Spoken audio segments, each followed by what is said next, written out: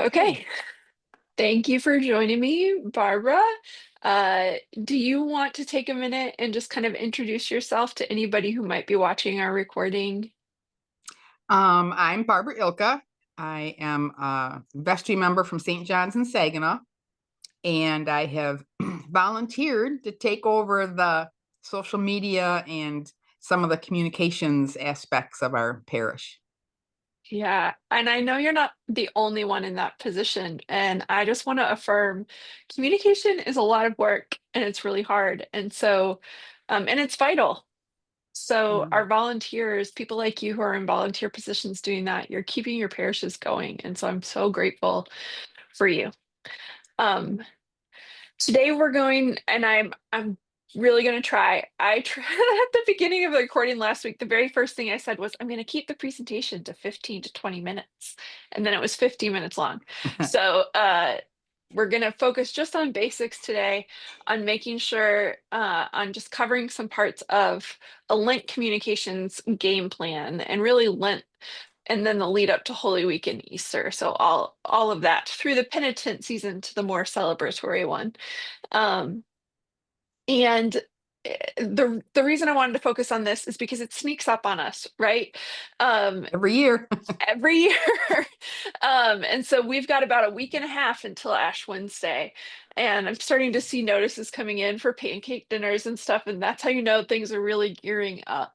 Mhm. But these are times when we can reliably anticipate that more people will be tuning in.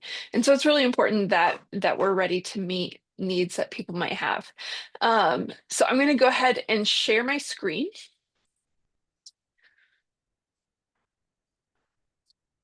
and we'll talk through this. So when I was thinking about how to break this down, I really want to emphasize hospitality. So this is something our beloved, now former assistant bishop Skip, who we love very, very much and miss, but we're happy for him that he is really retired now. Yep, exactly. Um, he was really great about reminding us, diocesan staff and those of us in diocesan leadership. And if you're wondering why you recognize Barbara, she was a co-president of our standing committee. um, he was really great about reminding us that we need to be welcoming and hospitality, show hospitality to people in the name of Jesus. And so there's a lot on this screen here, but yeah, you can come in. It's really just about some reminders for you. So first, when I say hospitality, when it comes to church communication, it's really about how can you make people feel seen. So we talk a lot about welcoming people into our spaces, but even that delineation, right, of our space kind of creates this idea that there are outsiders, which there really kind of are, but you don't ever want to feel like an outsider. So we want to make sure that we are just making people feel seen without making them feel like we're shining a spotlight on them. And that's not just about visitors and guests. So I have a list here of some audiences that we might need to consider. People who, if we can anticipate some of how they might feel, some questions they might have, then they can feel like they really belong in your space. And so first are your neighbors. These are people in your neighborhood of your parish, in your community, who may not ever darken your doors, right? But we as parishes, we as followers of Christ have a responsibility that our being in that same space with them helps to demonstrate the love of God. And so Lent, maybe not as much as Easter, but I think there is starting to become more like just cultural awareness of the fact that Lent exists, even outside of church spaces. And so, what would it take for your neighbors to see, maybe on your signage, or if your church has, anything visible outside, especially to show that in this season you're thinking about them? Then we want to think about newcomers. So these are people who are like, maybe they used to be really, really involved in church, or maybe they're coming from a different type of church background, like an evangelical church background. Um, and they are curious about Lent and Holy Week and maybe finding more meaning in these ancient observations, when everything current around us is in turmoil. We can see people turning more towards ancient practices. We saw this during COVID, and I guess I fall into that demographic. I grew up in an evangelical faith tradition, and as I started to be more tuned in to the fragility of the world around me, I started to look for something that was going to last, and turning towards ancient practices were part of that. But people may be curious about Lent, or they may come from, I can tell you that Lent, when it is observed, I almost used finger quotes there, but that wouldn't have been kind. When it is observed in non-mainline churches, it is observed very, very differently. And so newcomers, even though they're curious and maybe motivated, may be unfamiliar. With a lot of what we do and why we do it that way. For example, think about things that would seem weird in our church services to people who aren't familiar with them. Of course, Eucharist. The entire concept of Eucharist is weird if you are not familiar with kind of viewing it as a sacramental rite, right? Like we're eating flesh and drinking blood. That sounds pretty intimidating. But even on Ash Wednesday, think about how strange it would be if it's not something that you were familiar with to see children going up to an altar rail and an adult in a fancy robe saying, "You're gonna die, kid," essentially. Like that's weird, right? That's weird outside of the context of kind of our theological waters. And so um think about what would be weird and how you can make it less weird so that people don't feel like they're standing out in a bad way. Think about new Episcopalians. So if you have people in your parish who have been there for a while, so they're not really visitor status anymore, but maybe this is only their first or second Lent and Holy Week experience with the church. And so there's some orientation there still. Our family, when we joined our first Episcopal parish, it was well, actually, it was Easter Sunday. It was our first Sunday because it took a while to extricate ourselves from our congregation that we were in because we were so invested in volunteer roles. But we started doing like weeknight adult formation things during Lent, and so it was all very new, and I was just getting used to Episcopal liturgy, and kind of understanding the rhythm. And then everything changed, right, as we got to Holy Week. So think about what you can do. Things like we put our alleluias away for Lent. And that may seem strange to someone. Um, if I'm going to give a shout out to Jeff Brown, even though he's not on this call, he works with children and youth at St. Mark's Grand Rapids and St. Andrew's Grand Rapids. And they put their alleluias in a box before Lent starts. And then it's part of the Easter liturgy to bring it back out. So there are some creative ideas like that. But think about the things that newish Episcopalians would need to help them continue to get oriented to the rhythm of the church year. Think about children and their parents. How could you anticipate their needs? Children, again, might have questions. Why are we putting dirt on our heads? Why aren't we saying Alleluia? My child is 12 and she has been an Episcopalian since she was 2, and she still thinks it's hilarious to be like, "Mom, Hallelujah." In the middle of Lent, like it's her way of rebelling. And so, but it also is an entree into a conversation with her about what does a penitent season mean? And it's a hard thing to talk about to kids, right? Like, because we don't want to give the message that God thinks we're dirty and bad and awful, right? We want people to know that God loves them, but there's still some significance to a penitent posture. So children, youth, and their parents, young adults who maybe are looking for more ways to get connected or have particularly busy schedules. Maybe they're experiencing the world differently than people unique. people who are being out in their career and how they could feel welcome, especially during this season. Older adults and cradlers, cradle Episcopalians, I think it's really important that we remember that people who have been here forever still need to feel welcome. And we shouldn't just assume that they feel welcome. So really tune into the needs of that part of your community. Your staff, volunteer leaders, and clergy.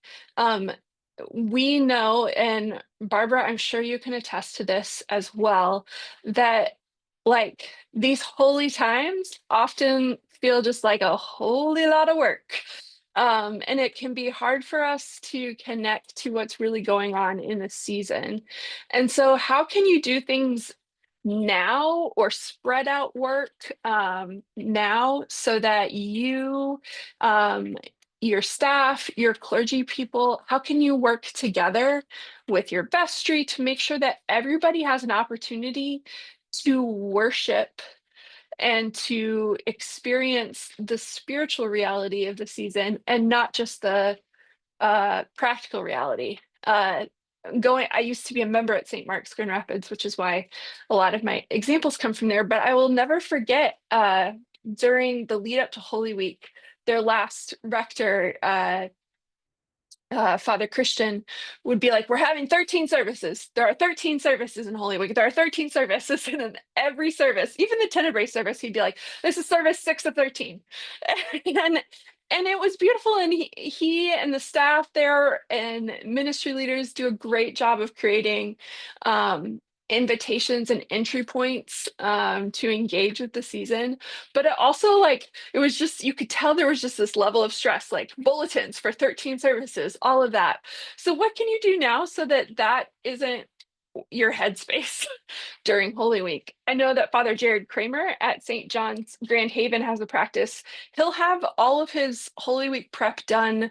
I forget what he said, if it's before Ash Wednesday or like mid, I'm sorry, before Palm Sunday. I'm hearing. So could you plan ahead? Could you plan some extra time ahead so that that's taken care of?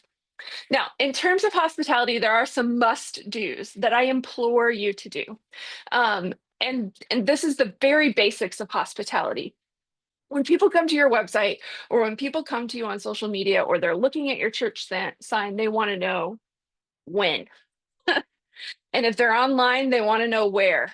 So make sure that you, first of all, go to the Episcopal Asset Map. And I'm gonna,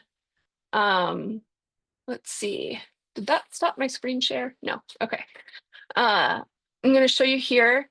This, can you see my screen still, Barbara? Okay.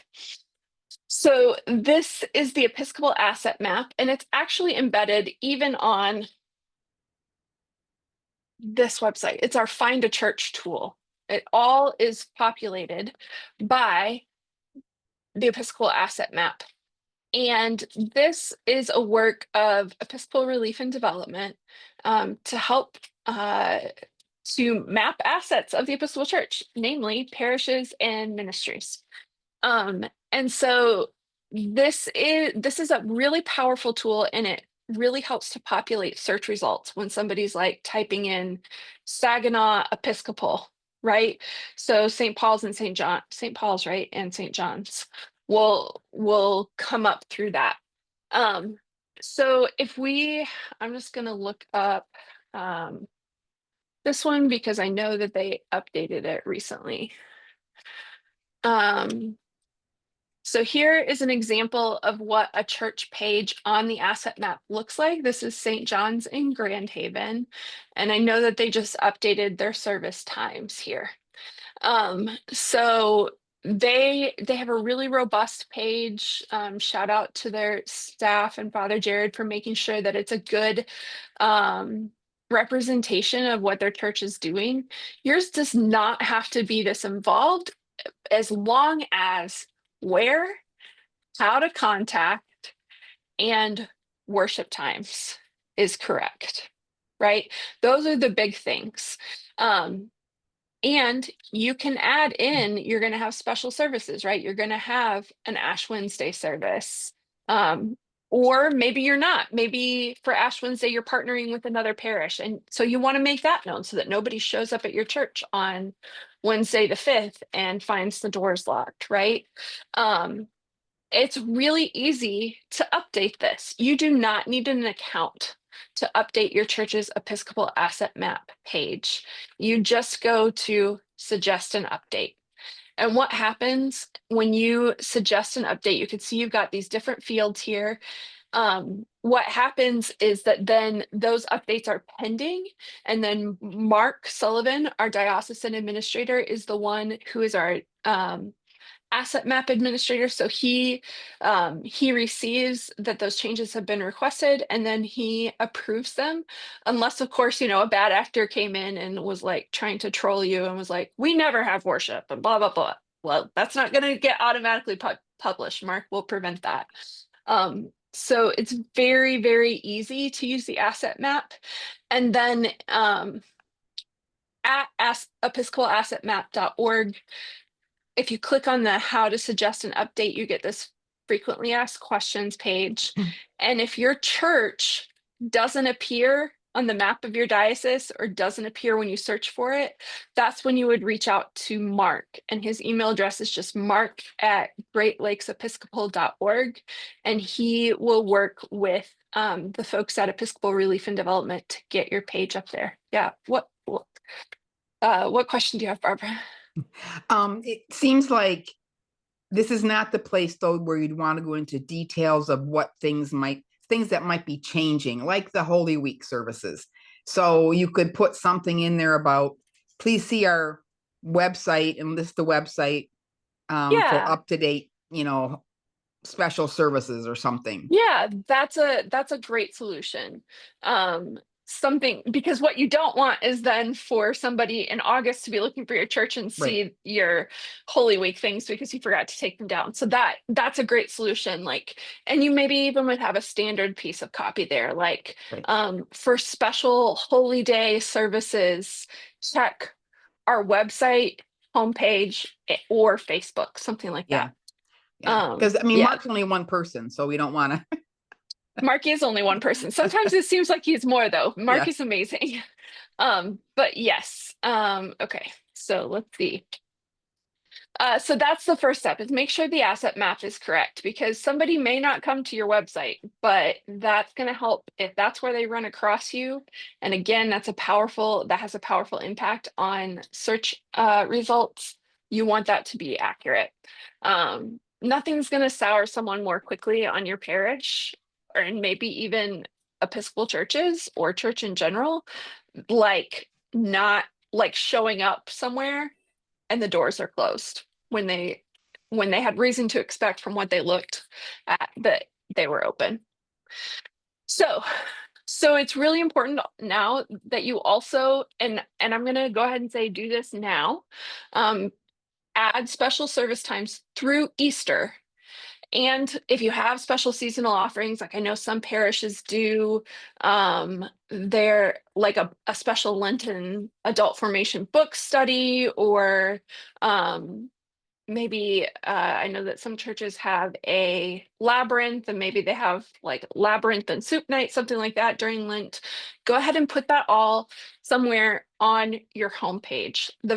Don't make people look. You want to remove barriers to people engaging with you. So don't make people look for this information. If you have a worship times page, certainly include it there too, but it should be like boom, first thing on the homepage. Depending on the setup of your website, you may be able to change the header that is seen on every page. If you could put it in the header, that would be great. Or if you have the ability to create a pop-up, that's great. But at the very least, have it on your homepage and your worship times page. And the reason I say Easter here is because people, especially people who are traveling, maybe to be with family over Easter, they might be looking for where they're going to worship early. And so don't wait until Holy Week to be like, we've got Monday, Thursday service at 7 p.m.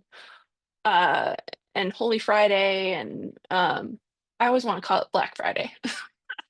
um Holy Saturday and all that. have that up now so that people can put it in their calendars now. And it's okay if Ash Wednesday stuff stays up after Ash Wednesday, as long as you have the current Easter things looking forward. You may even want to put a calendar appointment in your calendar to take down that information during the first week of Easter. And then I also recommend, because we know actually the number one search engine in the world is YouTube, and Facebook is not far behind.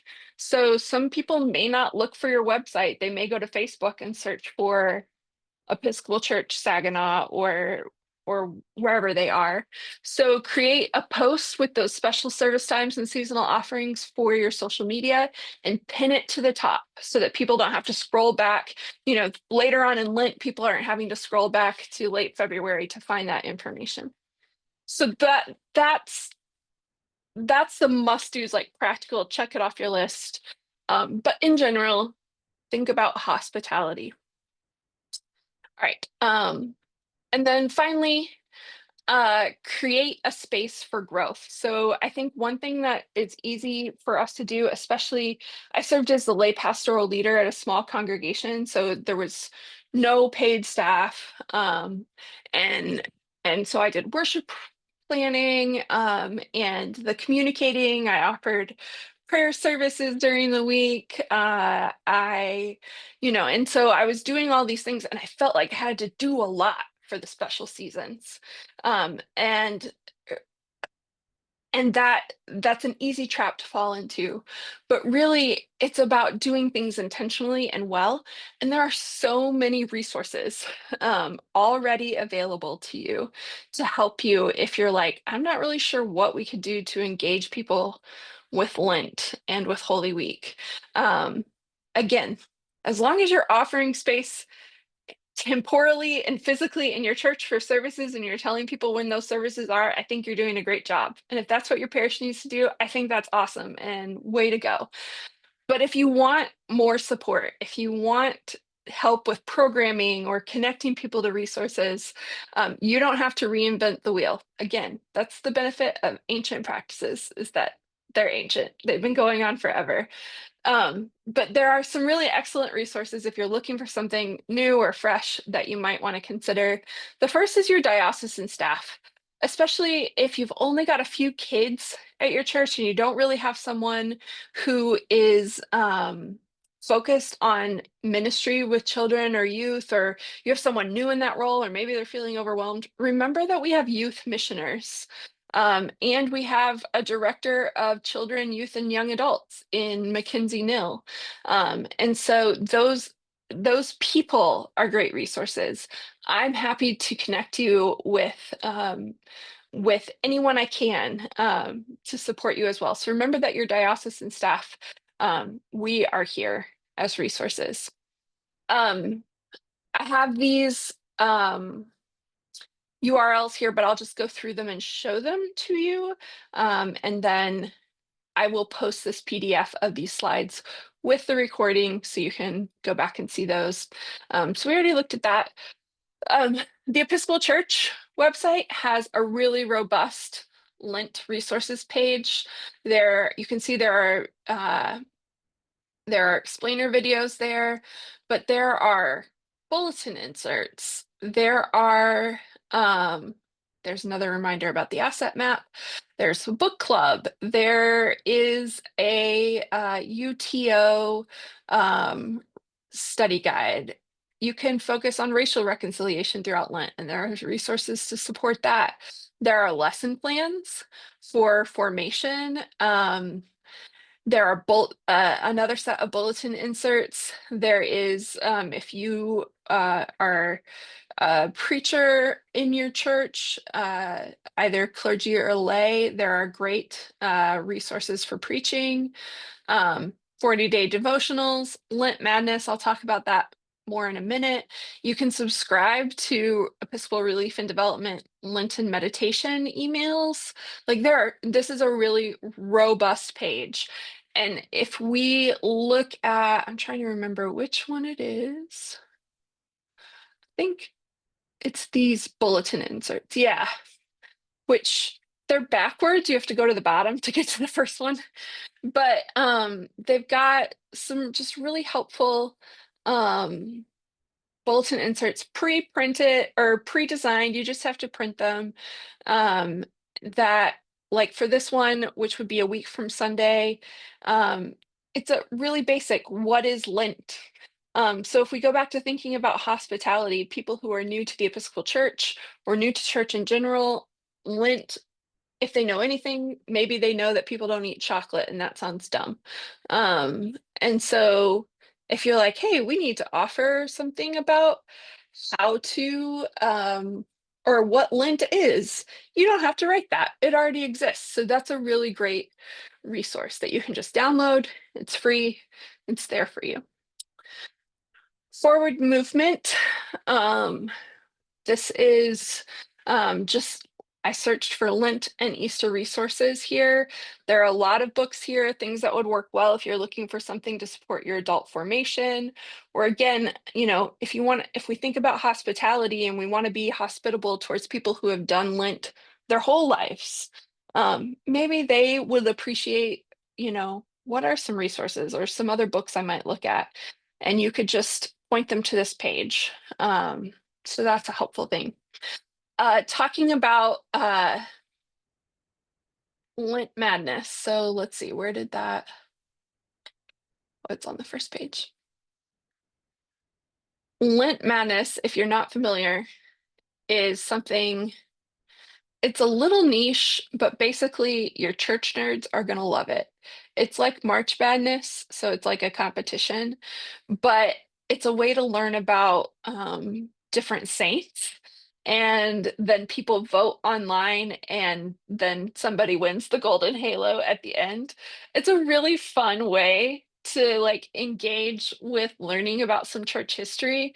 And so they've got a bracket poster there. There's a website for it as well. And then the other thing that I think would be like a fun, easy um opportunity or a nice gift for young people, maybe especially.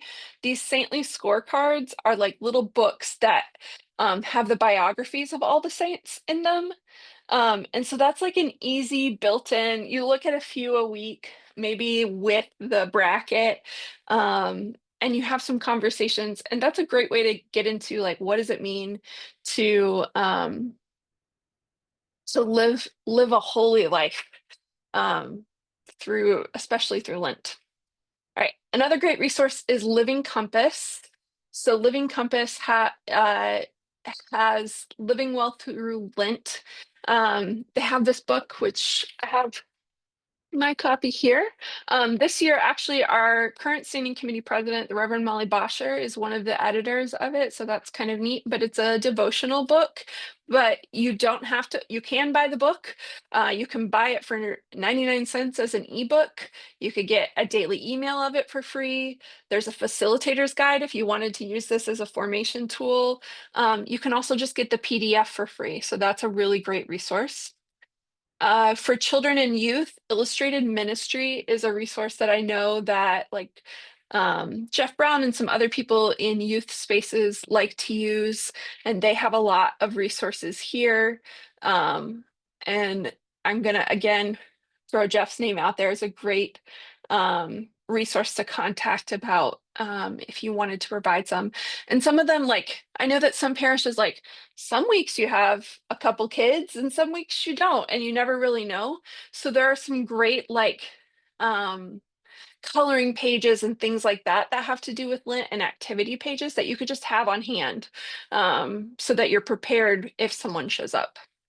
And then the last thing I'll share, this is not a specifically Episcopalian resource, but I like this for personal devotion, so I thought I would just give it a shout out. Kate Bowler is the author of books like Everything Happens for a Reason and Other Lies I've Loved. She's survived like a really devastating cancer diagnosis, and cancer will always be part of her life, but she's a wonderful theologian, but also really accessible. And so I've downloaded her Lenten devotional for 2025, The Hardest Part, but she also, and they're free to download, you don't have to buy anything. She also has her, like this was last year, 2 years ago, 3 years ago. Those are all still available. Um, and that to me is a good personal practice that doesn't take a lot of time and then make me feel guilty when I can't get to it because it's just small. Okay, so I did better than last week. That was 30 minutes instead of 50. Anyways, to sum up, think hospitably. How can you make people feel seen so that they feel not only welcome, but truly a part of your space? Make sure you're giving that very basic information in the spaces that people are going to look for it. And then remember that doing more isn't a great Lent game plan because it really is about the holy season and how we can engage in it. And that includes volunteer communicators. So, Barbara, is there anything you wanted to add about how you approach Lent or any questions you had? Um, well, this is my first year doing this for Lent, and so um, I love some of these ideas about including some descriptions and some introductions to Lent, because even a lot of cradle Episcopalians don't really understand Lent. I mean, they don't. I mean, I've been in the Episcopal Church for over 40 years, and there's a lot that I still don't know, and I'm learning. So Sure, um, I think that taking that into consideration as well. But social media posts, I'm interested to try some of them. My issue is that I'm just not. I mean, I'm not a graphics art person, so trying to come up sure. with putting things on a that look professional that don't look, so that's kind of where my personal struggle is. But Okay. I do like having all these resources to try to just lift things that are already done. Yeah, Yeah, the bulletin inserts are a great resource to do like a weekly Lenten yeah, post with. And I can't make any guarantees. So this is me announcing when I finish work today. Of course, there are confirmations tomorrow, but when that's done, I am off grid for a whole yeah. week just to work on the website. And So hopefully it gets done. So I'm praying yeah, for you. yeah. So thank you. Yeah, I really appreciate that. Because there's just too much that comes up every day to be able to get into. Like for a big project, you need big chunks of time, and Yep, that just does not exist. yep. So it's not great timing with me coming back the week of Ash Wednesday, but what I'll do is I'll block off some time on the third and fourth to create just like one per week Lent graphics that you can download and use. You don't have to give credit. And then maybe Mm, in the text for those posts, you could like, what is Lent? Here's right. what we found here. So I can't get it to you before then. Yeah, it's Uh, fine. but that I think will be a good thing. The other thing I'm going to be working on in addition to the website is creating our circle space. And communicators will be some of the first people introduced to Circle, which is going to be like our internal network. And we'll be able to build up libraries of our own resources that you can Yeah, access anytime. And again, that's a great thing about having the circle of a church here is that Lent right. comes around again every year. Yep, yep. So we can start to build those libraries together, and hopefully connect a little bit more and help r- relieve the burden a little bit more So for if people I in these have roles. something that I think would be useful to other people, um, should like if it's a graphic or even whatever it might be, would I send it to you and just say use as share as you need it, or You could do that for now. oh yeah, You could also just put it in our Facebook group for now. And yeah, then okay, the great thing about Circle is that you won't have to rely on me adding something. right, You could add something, other people can add something anytime. You okay, all can connect on that. Um, and I'm there to support, but okay, one of the goals with Circle is that you don't, because our diocesan staff is stretched so thin, that you right, don't have to wait for us to mediate those connections. You gotcha. can make those connections on your own. That makes sense. Um, yeah. Well, I'm glad you were here with me today. I am Thank too. you. And to anyone watching the recording, thanks for tuning in. Be sure to comment on the post where I share this recording if you have other ideas that might be helpful to people, and we'll continue to support each other. Did you see my chat? Oh, nope. Oh, sermons at work in there. I Yeah, used you some have. of those. Yeah, Yeah, sermons at work is a great resource, but you're right. Like with any resource you use, you've got to think. And really, hospitality is another way to say audience analysis. Like, what's yeah, going on in your particular community yeah, that might make something hit a sour note where it doesn't seem like it would for other people? So yeah. that's a And they're great and they're, I was glad caveat. to see that they're not like dated specific. Like, you can use ones from years past that are Yeah. okay. That's the nice thing about having a lectionary, that it comes around every 3 years, and so Yep. yeah. That's I just want to encourage people, if they haven't looked at them and they need some ideas.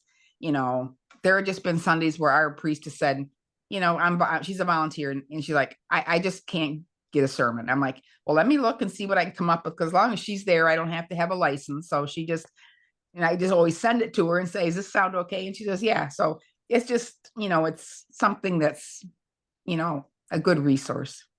Yeah, absolutely. Thanks for sharing that. All right. Thank you. Thank I'll stop the you. recording.